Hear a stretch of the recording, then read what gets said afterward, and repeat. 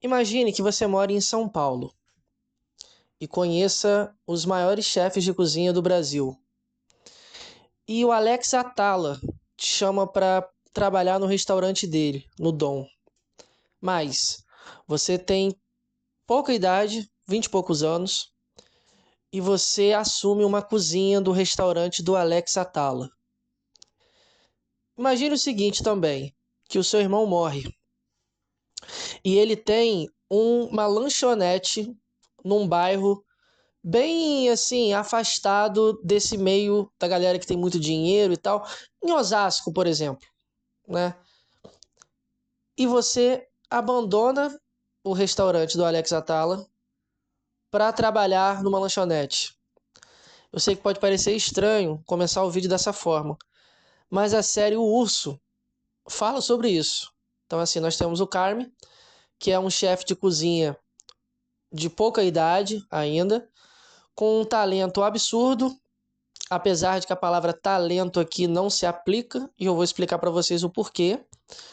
O irmão dele morre, mas não é uma morte, como diz minha avó, de morte morrida, ele comete suicídio. Isso abala a família do Carme, obviamente, e esse irmão deixa o restaurante dele, que não é muito bem um restaurante, tem uma lanchonete, pro Carme, né, tocar. A primeira temporada, eu já conversei com vocês sobre no vídeo anterior. Na segunda temporada, a série acompanha o processo para transformar essa, entre aspas, lanchonete num restaurante. E a terceira temporada, que é a mais recente, temos de fato ali um restaurante. Por que que eu tô gravando esse vídeo? Não é uma série sobre gastronomia.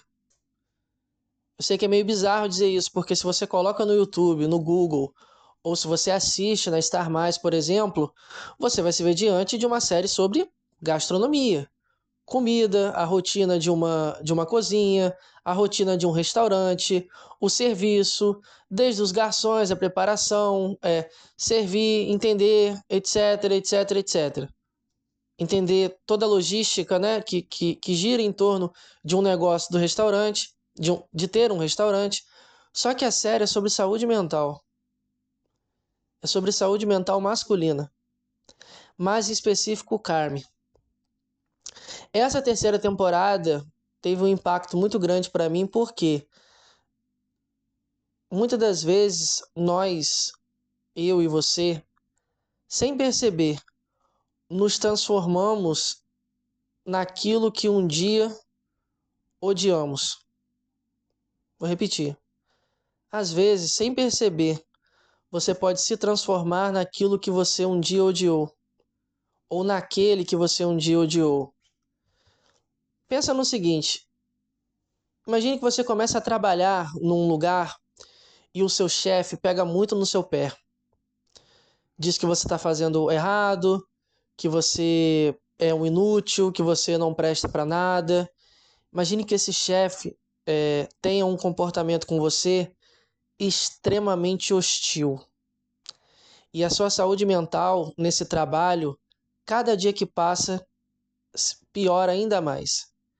Esse chefe te cobra perfeição, esse chefe não te escuta, esse chefe não dá a mínima para o que você está sentindo, esse chefe faz questão de mostrar para você que você é um merda, que você não faz nada direito, pior, que você nunca vai ser alguém, que você nunca será um excelente profissional nessa área, que você não presta, que você é um merda. Aí você sai desse emprego e você decide montar o seu próprio negócio, a sua própria empresa. E você pensa assim, bom, eu vou ser diferente desse chefe. Eu não vou tratar os meus funcionários dessa forma. Eu não vou agir de maneira grosseira, hostil ou imbecil com as pessoas. Eu vou procurar ser empático, compreensivo, educado, flexível e um bom ouvinte. Acima de tudo, eu quero ser um bom patrão e um ser humano decente. E imagine que isso aconteça o inverso. Você se transforma num patrão que não escuta, num patrão que cobra, num patrão que a sua decisão e o seu pensamento é o que vale, num patrão que não dá a mínima em como seus funcionários estão se sentindo, num patrão que pensa somente em duas coisas: dinheiro e excelência. Dinheiro e excelência. Dinheiro e excelência. O Carme, na terceira temporada, se transforma nesse patrão. Então, assim, no início, ele é extremamente flexível. Tipo, se ele, por exemplo, ele é um. Isso precisa ser enfatizado. Ele não é um cozinheiro qualquer. Ele é um chefe de cozinha renomado. Na primeira temporada, se a Tina, por exemplo, estivesse na seção dos molhos e pedisse para ele fritar bacon, ele ia fritar. Ele não ia dizer, olha, eu não vou fritar bacon porque não é a minha função, ou é a função de fulano, ou eu sou um chefe de cozinha renomado. Não. Ele fritaria o bacon. Na primeira temporada, ele trata os seus funcionários como chefe. Pode ser o cara que frita ovo, o cara que corta o pão, a pessoa que faz o molho, ele chama todo mundo de chefe. Quebrando, né, um pouco essa ideia de hierarquia dentro da cozinha. O Carme, ele tá ali ajudando a cozinha, a parte das finanças, dos negócios. Ele tá em todas, ele transita em todos os espaços. Na terceira temporada, ele fica ficcionado, assim, a palavra não é nem ficcionado, ele fica obcecado pelos pratos. Então, assim, se não tá perfeito, não serve. Ele fica com essa obsessão mesmo do restaurante dele ser visto como um restaurante sério, como um restaurante que serve uma gastronomia de alta, né? Uma gastronomia de um nível assim muito avançado, tipo Michelin mesmo. Então, assim, começa a série ele com a única preocupação de manter o negócio ali do irmão. Na segunda temporada ele pensa, né, em ter um restaurante. E na terceira ele não quer um restaurante qualquer. Ele quer um restaurante excelente. Um restaurante número um. Um restaurante que um crítico gastronômico, né, vai escrever uma crítica desse restaurante no jornal. E ele se transforma num péssimo chefe. Ele não escuta os seus funcionários. Ele não conversa muito com seus funcionários. Ele não leva em consideração o que a sua subchefe, né, a Sidney, pensa, que inclusive é uma personagem que fica às voltas com isso, se ela realmente é uma sócia do restaurante, se ela faz parte dos sócios ali do restaurante e é a subchefe do Carme, porque ele não escuta a Sidney, né, ele só faz ali o que ele realmente acha que deve fazer. Essa personagem se sente muitas das vezes insegura, desvalorizada, invisibilizada. Então, assim, o Carme da primeira temporada, ele é um. Da terceira, ele se transforma no chefe. Só que em um chefe de restaurante mesmo, assim, de nível Michelin, né? E tem um chefe de restaurante que foi meio que, entre aspas, o mentor dele. Só que esse cara acabou com a saúde mental do Carme. Esse homem cobrava o Carme de uma forma absurda. Fez com que ele tivesse pesadelos, crises de ansiedade.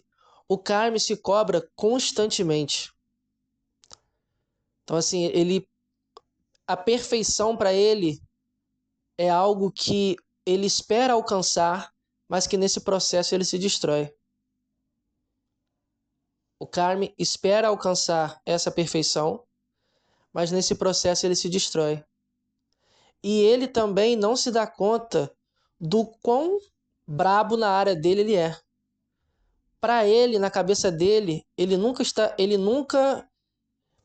tá num nível assim, olha, não, realmente eu sou excelente.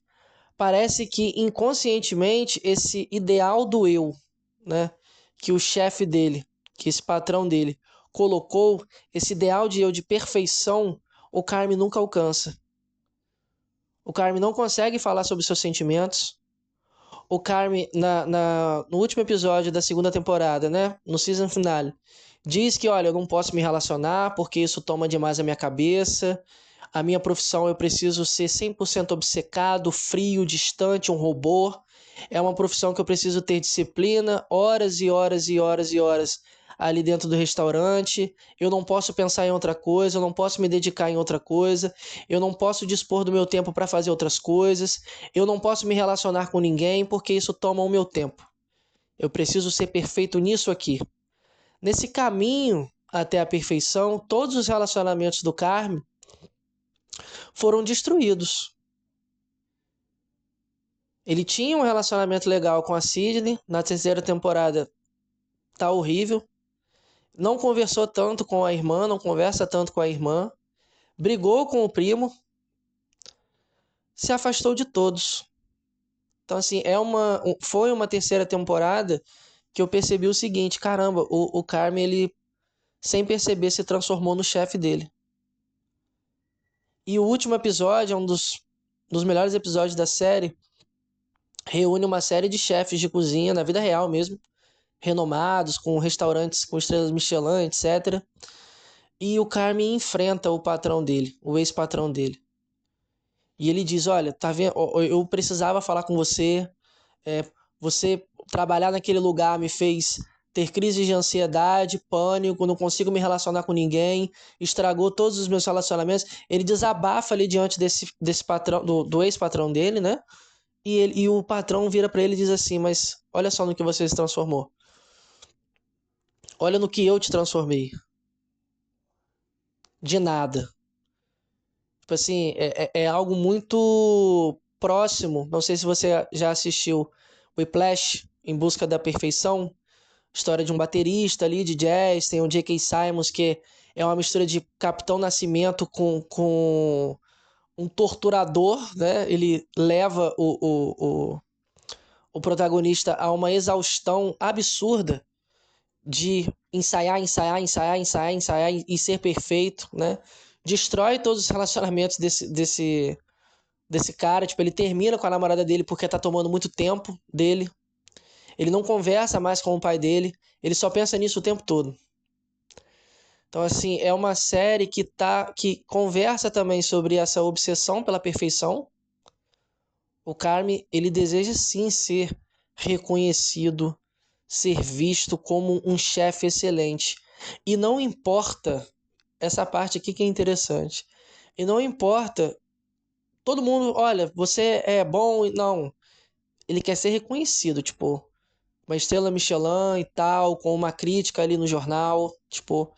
E nesse processo, ele se destrói. E carrega angústias que ele não consegue conversar com ninguém. Isso é comum, muito mais comum em homens. Porque quando você é mulher e você desabafa com alguém, se espera isso. Quando você é homem e desabafa com alguém, na maioria das vezes o seu desabafo é visto como fraqueza. Na maioria das vezes, quando o homem expõe a sua fragilidade, essa fragilidade não é acolhida. Essa fragilidade, na maioria das vezes, as pessoas enxergam de uma forma completamente errada. Se você está num shopping, por exemplo, numa praça de alimentação, e você vê uma mulher chorando em prantos, possivelmente você vai chegar perto dessa mulher e perguntar o que está acontecendo. Se você vê um homem chorando na praça de alimentação, você vai achar estranho e vai passar direto. Quando você é um garotinho, você é ensinado desde cedo a engolir o choro. Engole o choro. Você não pode chorar. Homem não chora. E nisso, esse homem cresce e continua não chorando. Pelo menos na frente dos outros. O Carme, na série, há pouquíssimos momentos onde ele chora. Mas ele tem vários momentos de ansiedade. De crise de ansiedade mesmo. Como se, né, brincando com a metáfora da cozinha, o Carme é uma panela de pressão. Ele é uma panela de pressão cujo pininho, aquele negocinho que você puxa assim, sai a pressão, ninguém puxa. Ele não consegue falar. Há alguns diálogos na série, mas assim, ele não consegue desaguar, ele não consegue chorar, ele não consegue falar sobre o que ele está sentindo. Ele é prisioneiro das suas angústias. O homem, muitas das vezes, tem esse comportamento. Raros são os homens que procuram análise, raros são os homens que procuram terapia. O índice de suicídio em homens é muito maior do que o índice de suicídio em mulheres. O índice de suicídio em homens é muito maior do que o índice de suicídio em mulheres. Faz um teste, coloca no Google o número de suicídios entre policiais militares. Coloca no Google o número de suicídios entre militares. Organizações e sistemas de homens que precisam ser, entre aspas, homens. Quantos policiais você já viu nos noticiários que pegaram uma arma, enfiaram na boca e deram um tiro? Quantos homens, nesse momento que você está escutando esse áudio, estão em sofrimento psíquico profundo, pensando em tirar a própria vida, e não tiram, por conta da igreja? Olha, se eu me matar eu vou para o inferno, porque o suicídio é um pecado que não tem perdão. Por conta da família ou da mãe. Nossa, eu tenho a minha mãe doente, a minha mãe é muito velhinha, eu cuido dela. Ou a minha mãe não tem ninguém, somos só eu e minha mãe. Se eu tirar minha própria vida, ela não vai conseguir lidar com isso. Eu vou causar um sofrimento absurdo para minha mãe se eu tirar minha própria vida. Quantos homens nesse momento que são casados e têm filhos, por exemplo, passando por um sofrimento psíquico absurdo, pensam em tirar a própria vida? Mas são impedidos por quê? Por conta do filho. Eu não posso tirar minha própria vida. Eu vou deixar meu filho com quem? Eu preciso continuar vivendo, né? Por conta dos meus filhos. Quantos homens que não conseguem desabafam, ou melhor, ao invés de usar a boca para falar, usam a boca para beber. Quantos homens que trabalham horas e horas e horas e chegam em casa e suas esposas não conversam, ou só reclamam, cobram, ou falam que o filho fez isso ou que fez aquilo. Quantos homens que vivem suas vidas sem quase ninguém perguntar como eles estão sentindo? Quantos homens hoje, ao invés de procurar terapia, procuram um bar? Quantos homens hoje, ao invés de conversar com um psicólogo, conversam com o dono de um bar? Quantos homens hoje, extremamente tristes, angustiados e carentes de afeto e de conversa, procuram uma garota de programa? Não para sexo, mas para conversar. Vou repetir. Quantos homens hoje, angustiados e passando por um sofrimento, ou carentes de uma conversa, ou de ter um contato com outro ser humano, pagam uma garota de programa não para ter sexo, mas para conversar? Quantos adolescentes hoje, homens, não conversam com seus pais sobre seus sofrimentos porque é frescura? Porque você é novo demais, você não faz nada, você não tem conta para pagar, você não tem responsabilidade, você só estuda. Isso aí é frescura. Quantos homens hoje, dentro de seus respectivos trabalhos, precisam ir e ter, preste atenção nisso aqui, e ter uma conduta assim exemplar e excelente, mesmo quando dentro de si mesmos estão destruídos? O homem hoje, e continua sendo, não tem direito de sofrer. As suas contas não param de chegar. As responsabilidades não dão uma pausa. O seu chefe não vai ligar para você e perguntar assim: oh, você teve burnout, ou você está com depressão, você está pensando em suicídio, tira uma semana. Não, não existe isso. Ah, eu tô com muita angústia, não tô aguentando mais o que eu tô passando, quero pegar uma arma e dar um tiro na minha cabeça.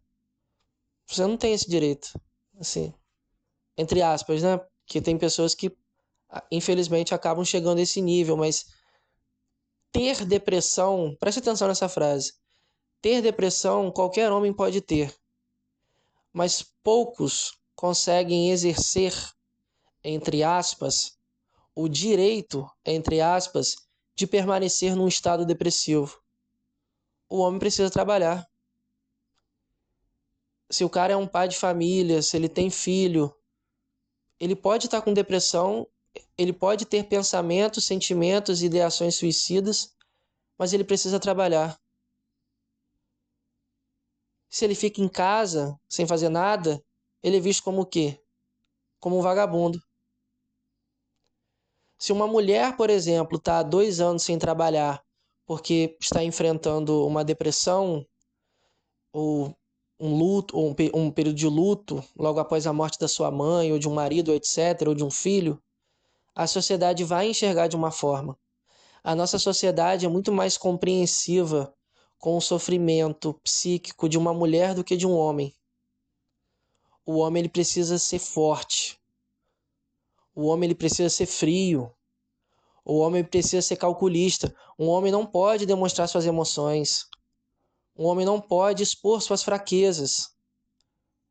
O homem não pode expor sua fragilidade, sua vulnerabilidade. O homem não pode ser inseguro. O homem não pode ter medo. A nossa sociedade forma, ou melhor, a nossa sociedade constrói homens que no futuro serão homens doentes. O Carme nessa série é um homem doente, psiquicamente. Óbvio que a série, com os cortes, com a edição, o ator tatuado com a famosa, né, blusa branca, calça jeans, extremamente, né, obcecado e tal, focado, mas é um homem destruído. Psiquicamente é um homem destruído. É um homem que não consegue falar e ele só consegue às vezes num grupo de AA. Nem procurar uma terapia ele procura. E nas vezes que ele consegue falar, 50 segundos, 1 minuto. Então, assim, o Urso é uma série muito, muito necessária, assim, para qualquer pessoa, mas principalmente para homens. Homens se identificam muito com esse personagem, por ser um personagem que consegue retratar o homem, entre aspas, contemporâneo.